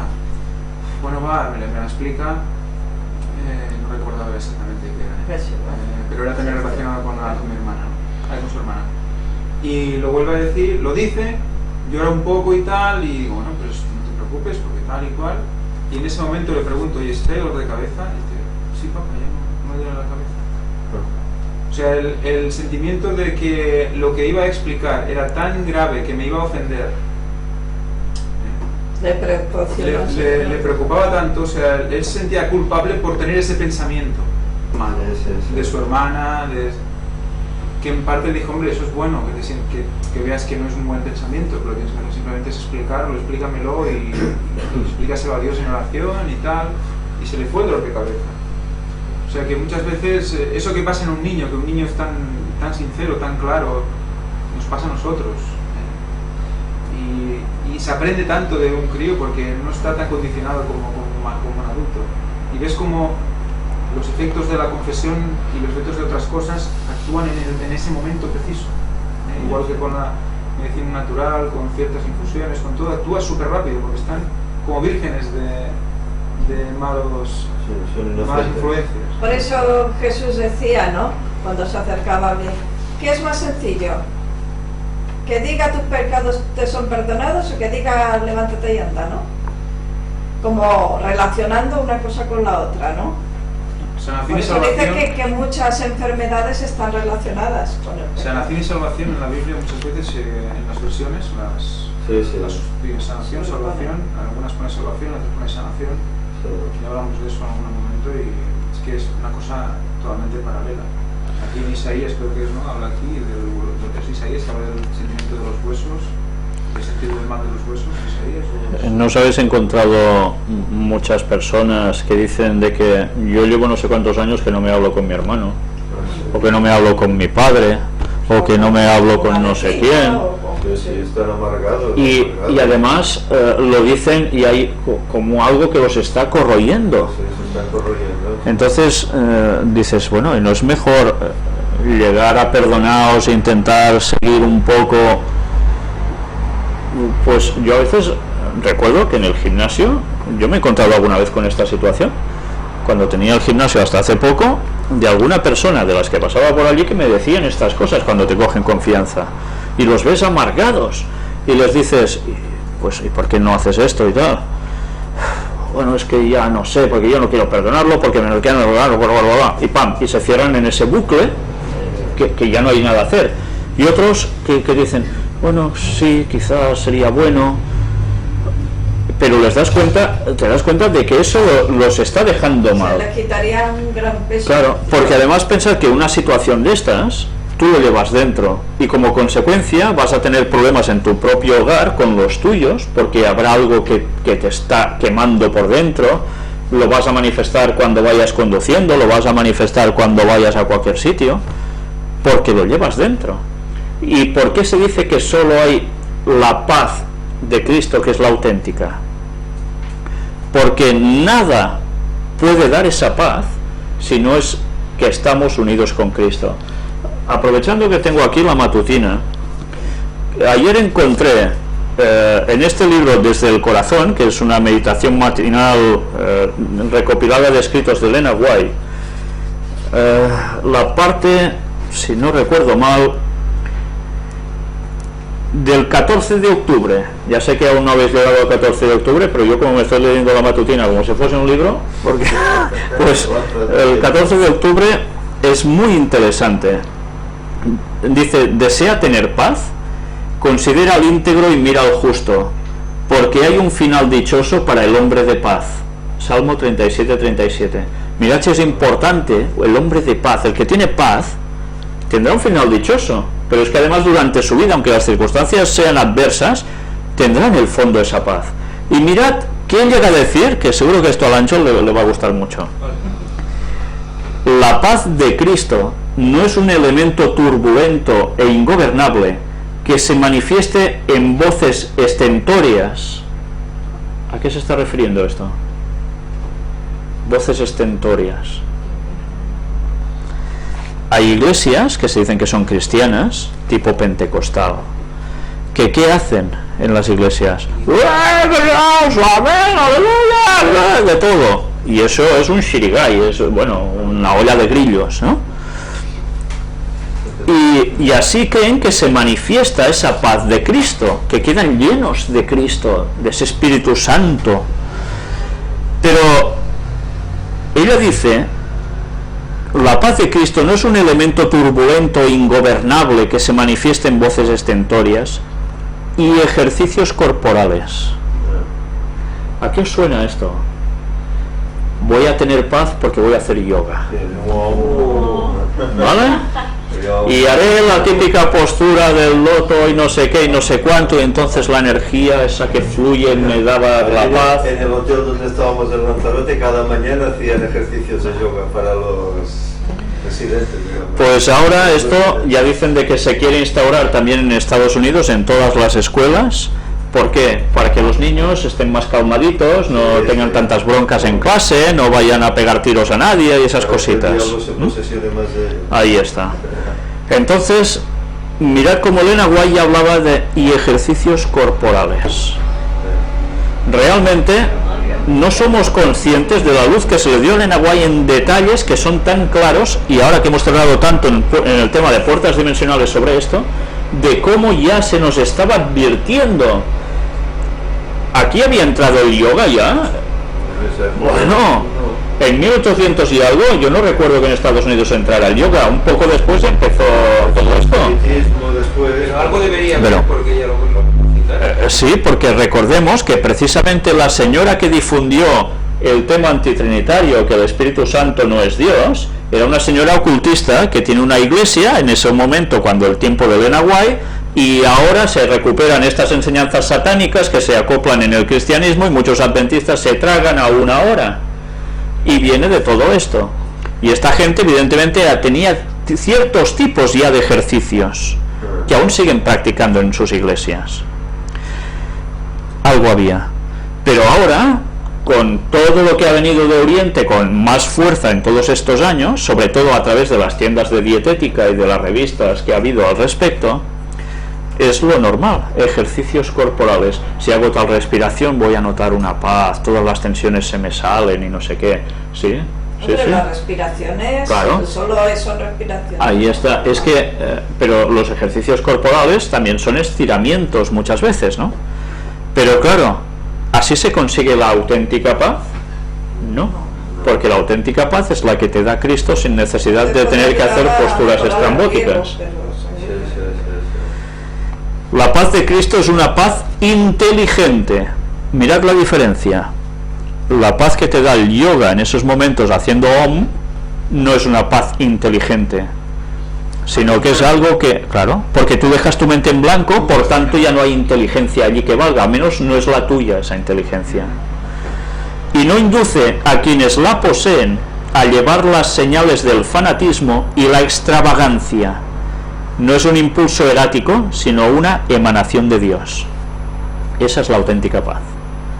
Mirad qué diferencia con todos estos grupos que están saliendo como setas por todas partes, que hablan de hacer todas estas cosas que en el fondo es espiritismo. La paz de Cristo es otra historia. Pero eso ¿cómo se consigue? Estando en sintonía con Dios. ¿Y cómo se hace eso? Pues a través de hacer lo que Él quiere, de llevar nuestros pensamientos cautivos a Él, de cuidar las avenidas del alma y de anunciar lo que hay que anunciar. A partir de allí nuestra vida va a estar en consonancia con Él, y si caemos, fiel es Dios y justo para perdonarnos de toda maldad.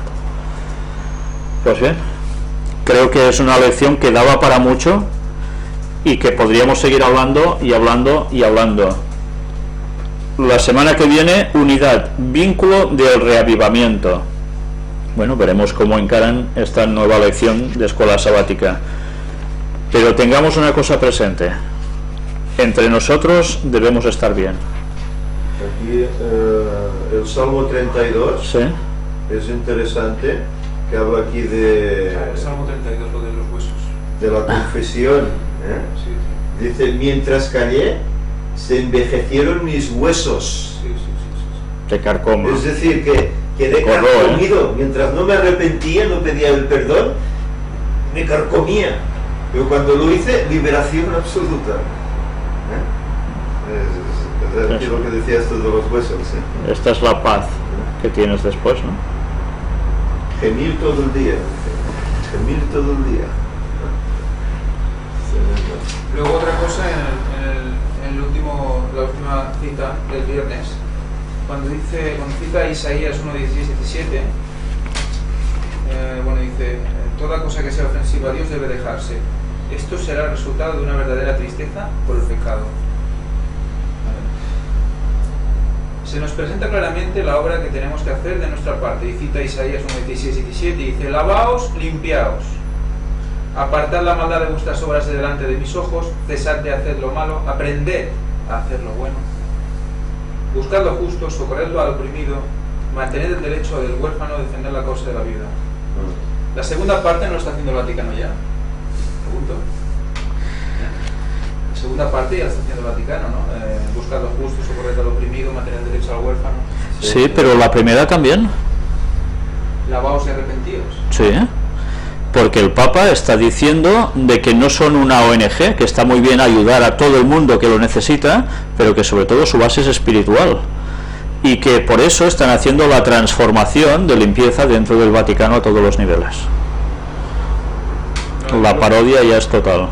La idea era exponer que lo primero es lavaos y limpiados, que hacer todo lo resto sin haber habido arrepentimiento, pues el orden en el que lo explica es muy interesante. Y luego aprender a hacer lo bueno implica aprender, implica conocimiento, implica la acción viene saber, después. y implica que mentalmente tienes que ponerte tu parte para aprender a hacer lo bueno. Tienes una cosa que también tendrás impulsos buenos, pero que tienes que poner en parte de conocimiento y de estudio de lo que es bueno. Por eso no se puede considerar una salvación por obras el que hagas algo, porque es una consecuencia de tu relación espiritual con Dios. No es una condición para que te salves, sino al revés. Pues bien, creo que ya hemos estado casi 2 horas de escuela sabática, ¿no? Sí, hemos llegado a ser 18 personas. ¿Sí? 17 personas. Bueno, me quedo sorprendido. La línea de internet ha fallado, pues, Vaya. Vaya. Hay aquí una nota en partes que nos hemos dejado sobre esto del arrepentimiento, que dice que el arrepentimiento no hace que Dios nos ame más, sino que nos ayuda a apreciar más su amor. No hace que Él nos ame más, Él nos ama siempre, aunque seamos pecadores, nos ama y nos busca. Pero esto lo que hace es que apreciemos más ese amor que Él nos da. Y ese amor es el que nace luego en nosotros hacia los demás, que no es nuestro, proviene de Él. El amor proviene de Dios, no proviene de nuestra intención del corazón, es lo malo. Por lo tanto no puede salir amor de ahí. Y hay un texto que me gustaría finalizar con él, porque estamos hablando de gente que somos un grupo, gente que nos reunimos, gente que teóricamente estamos todos por lo mismo y somos unánimes. Hay unas palabras que debemos tener siempre presentes, y es soportándoos los unos a los otros. ¿Qué quiere decir esto? Pues que realmente, aunque todos tengamos un mismo fin, un mismo sentir, todos tenemos nuestras peculiaridades de carácter como personas.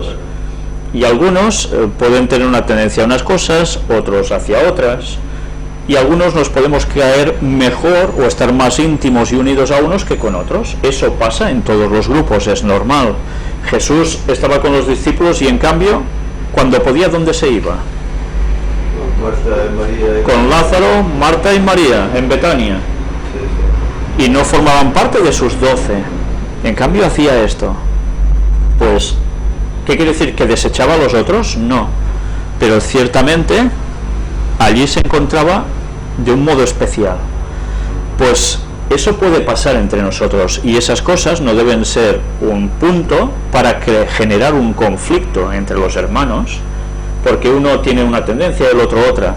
Siempre hay afinidades de carácter. Hay personas que apenas os conocéis y veréis que enseguida congeniáis porque hay una misma sintonía. En cambio con otros cuesta un poco más. Bueno, pero esto no quiere decir que todos seamos hermanos y que nos dejemos de amar, sino que nos intentemos complementar y coger lo mejor de cada persona, y como iglesia utilizarlo para llevar mejor la transmisión del Evangelio a los demás. Pues eso es algo que debemos tener presente y recordar esas palabras del apóstol. Conocerlo y no creernos enviados por Dios para cambiarle, porque es Dios el que lo ha de cambiar. Si hay algo que tiene que cambiar, y a lo mejor somos nosotros igual, que cambiar, sí. porque no nos gusta lo que hace, ¿no? O sea que por eso que el hecho de simplemente opinar sobre el carácter de una persona ya es juzgar. Y eso también tenemos que interiorizarlo mucho y ser muy prudentes. Porque a veces nos creemos no sé qué cosa porque estemos haciendo, no sé, predicando y explicando la verdad y no sé qué, y poder pasar que nos subamos en un altar sin darnos cuenta. No, por eso debemos reflexionar siempre. Pues que Dios nos ayude a todo ello. Y bien, hoy Rosana ¿sí? dice que soportándonos también significa sosteniéndonos. También, a más sí. O sea, que ayudar al hermano a que no caiga o a recibir su ayuda, a darle ayuda a lo que necesite, consejo, siempre con la palabra de Dios por delante. Y ninguno verse superior al otro, nos vemos por igual. En verdad, todos trabajamos como cuerpo de Cristo. Por tanto, como dice el apóstol Pablo, ni es superior la oreja a un dedo, ni la nariz a un ojo. O sea, todo es importante y cumple su función. Uno será una cosa más visible que otra, pero es igual. La faena se hace todos, no para nuestra honra y gloria, sino para Dios y para llevar más personas al Evangelio. Que eso debe ser el objetivo principal. Y sabéis, las tonterías entre los hermanos se terminan. Y eso lo he dicho ya varias veces porque Elena White lo dice, y es que cae por su lógica. Se termina cuando el pueblo de Dios se deja de tonterías entre ay, este me ha hecho esto, ay, no sé qué, y están por lo que tienen que estar, que es ir y ver en cada persona que está allí fuera un candidato para el cielo.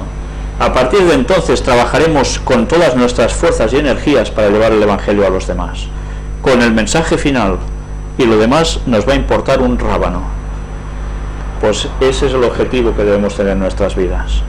Y evidentemente estar juntos cuanto más podamos mejor, orar, pedir el derramamiento del Espíritu Santo. Porque ahora lo que ya estamos viendo son las primeras manifestaciones del Espíritu Santo, de esta lluvia tardía. Ya ha empezado, eso no está en un futuro, ya ha empezado y nosotros lo vivimos cada día con las conferencias, con la gente que nos escribe.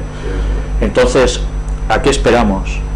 Pues a que caiga más aún y que Dios nos pueda utilizar a tope para que el Evangelio llegue rápidamente a todo el mundo. Pero eso quiere decir que debemos estar en carácter, en sintonía con Dios. Pues que el Señor nos ayude a todo ello, que paséis un final de, bueno, un resto de sábado, nosotros aquí que ya nos quedan relativamente unas horas, y otros que están conectados quizás del otro lado del océano y que para ellos es muy temprano aún este sábado. Tenemos aquí Italia, bueno, estos están por aquí, Estados Unidos, Japón, Noruega, Argentina y ya está. Pero debe ser Pues, desde aquí, España. país, también, ¿no? No, están allí, la bandera es de allí, están conectados desde allí.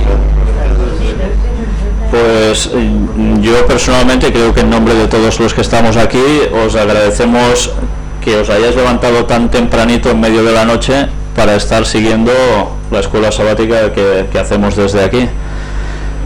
Sabéis, eso también en el fondo me preocupa.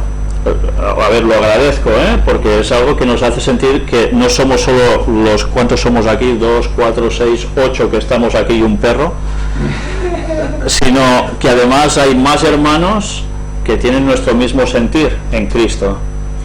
Pero también me preocupa porque puede ser dos cosas. Una, que no tengan un lugar donde reunirse varios, o que no tengan suficientemente la gente a su alrededor para poderse reunir.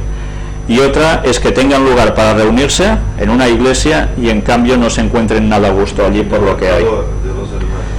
Entonces, bueno, es una cosa que hay que analizar, pero desde luego yo quiero darles las gracias por el enorme esfuerzo que hacen, porque deben estar aguantándose los ojos con alguna pinza y la verdad es que da gusto tener hermanos así.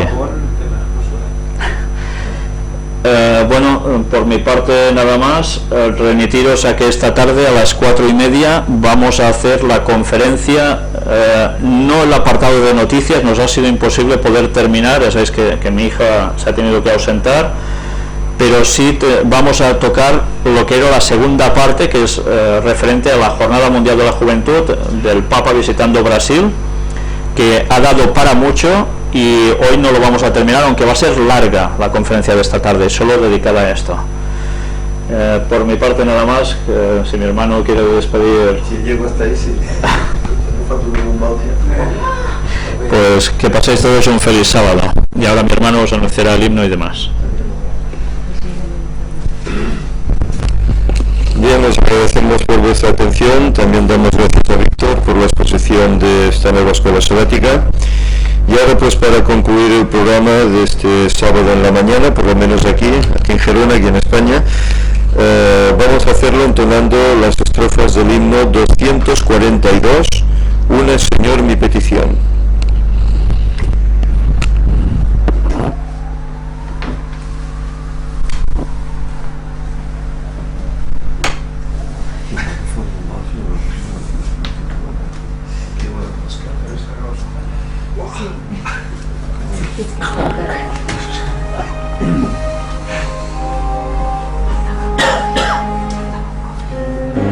Señor,